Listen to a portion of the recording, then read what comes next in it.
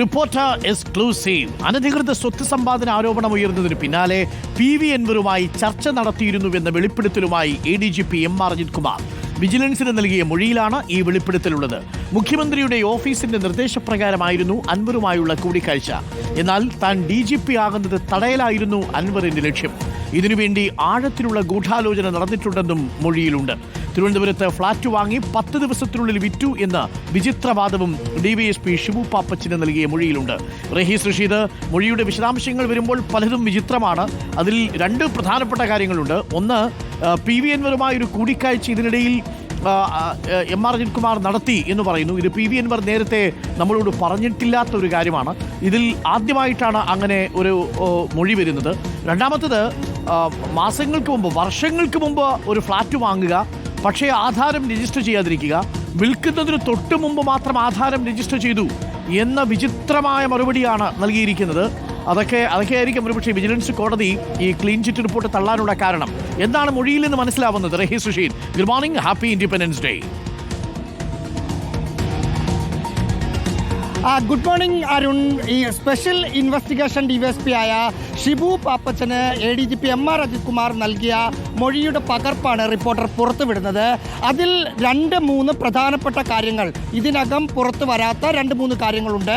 ഒന്ന്, PV Anwar MR Ajith കുമാറിനെതിരെ ആരോപണങ്ങൾ ഉന്നയിച്ചതിന് ശേഷം PV അൻവറും MR അജിത് കുമാറും തമ്മിൽ കൂടിക്കാഴ്ച നടത്തി. അതിൽ അജിത് കുമാർ ഇതിൽ മൊഴിയിൽ പറയുന്നത്, മുഖ്യമന്ത്രിയുടെ ഓഫീസിൽ നിന്ന് എനിക്കൊരു നിർദ്ദേശം കിട്ടി, PV അൻവർ MLA കാണണം, MLAക്കുള്ള സംശയങ്ങൾ ദൂരീകരിച്ചു കൊടുക്കണം എന്നതായിരുന്നു മുഖ്യമന്ത്രിയുടെ ഓഫീസിൽ നിന്നുള്ള നിർദ്ദേശം.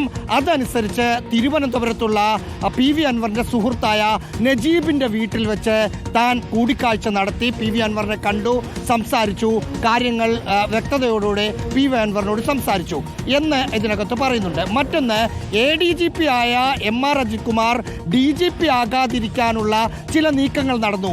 അതിൽ അൻവർ ഭാഗമാണ്. വിധ്വംസക പ്രവർത്തനങ്ങളിൽ ഭാഗവാക്കായിരുന്നവരും അൻവറിനൊപ്പം ആ സംഘത്തിൽ ഉൾപ്പെട്ടിട്ടുണ്ട് എന്നാണ് മനസ്സിലാക്കുന്നത്. മുഖ്യമന്ത്രിയുടെ ഓഫീസിനെയും ഉന്നത ഉദ്യോഗസ്ഥരെയും സമ്മർദ്ദത്തിലാക്കി തൻ്റെ പ്രമോഷൻ അടക്കം തടയുകയായിരുന്നു അൻവറിൻ്റെ ലക്ഷ്യം. അത് മാനസികമായും ശാരീരികമായും തന്നെയും തൻ്റെ കുടുംബത്തെയും തളർത്തിയെന്ന് ആ മൊഴിയിൽ പറയുന്നുണ്ട്. മറ്റൊന്നാണ് വിചിത്രമായ വാദം. അതായത് അൻവർ ഉന്നയിച്ച പ്രധാനപ്പെട്ട കാര്യം, 10 ദിവസം കൊണ്ട് ഒരു ഫ്ളാറ്റ് വാങ്ങി MR അജിത് കുമാർ വിറ്റു. 35 ലക്ഷം രൂപയ്ക്ക് വാങ്ങിയ ഫ്ളാറ്റ് 10 ദിവസത്തെ ഗ്യാപ്പിൽ 90 ലക്ഷത്തിനാണ് വിറ്റത്. ഇതായിരുന്നു MR അജിത് കുമാറിനെതിരെയുള്ള ആരോപണങ്ങളിൽ ഏറ്റവും പ്രധാനപ്പെട്ടത്. അതിൽ വളരെ വിചിത്രമായ ഒരു വാദമാണ് മൊഴിയായി നൽകിയിരിക്കുന്നത്. 2016 ഫെബ്രുവരി 19 ആധാരം രജിസ്റ്റർ ചെയ്യുന്നത് MR അജിത് കുമാറിൻ്റെ പേരിൽ. ഫെബ്രുവരി 29 ലൈല അശോക് എന്ന പേരുള്ള ഒരു യുവതിയുടെ പേരിൽ അത് മറിച്ചു വിൽക്കുകയും ചെയ്യുന്നുണ്ട്.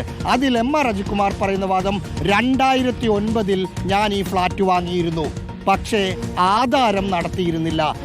വിൽക്കാൻ സമയത്താണ് ഈ ഫ്ളാറ്റ് 2009 ഞാൻ വാങ്ങിയിട്ട് ആധാരം നടത്തിയില്ല എന്ന കാര്യം എനിക്ക് മനസ്സിലാകുന്നത്. അതിനുശേഷം ആധാരം നടത്തുകയായിരുന്നു